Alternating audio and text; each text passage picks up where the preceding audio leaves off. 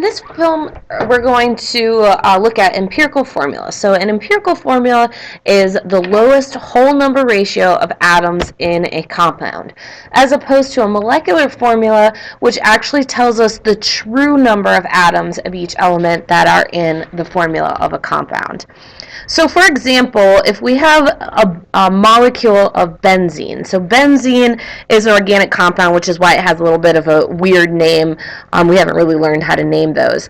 But the molecular formula for benzene is C6H6. Essentially what that means is it is actually 6 carbons bonded to 6 hydrogens. So it is the true atoms for that molecule.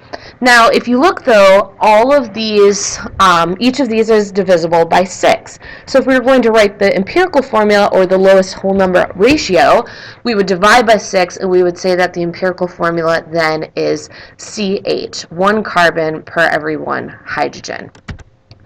Now, if you remember, for ionic compounds and our rules of formula writing, we always reduce to the lowest whole number ratio. So when we see a formula for an ionic compound, it is always the empirical formula as well. It cannot be reduced. So these, you see sodium chloride, magnesium chloride, aluminum sulfate. These have already been reduced to their lowest whole number ratio. So the ionic compound is the empirical formula. Okay, so really the only time where we're going to see a difference is when we're dealing with covalent compounds. So let me just kind of go through a few examples. So we have H2O2, okay?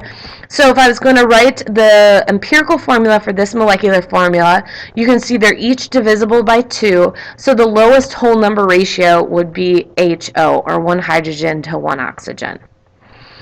Here we've got C6H12O6. So you can see they can all be divided by 6. So if we divided each by 6 to get the lowest whole number ratio, we would have CH2O.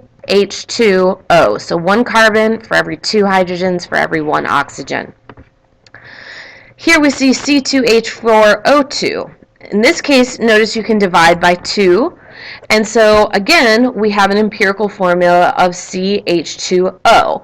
So sometimes a compound can have the same empirical formula but different molecular formulas, because this shows the lowest whole number ratio.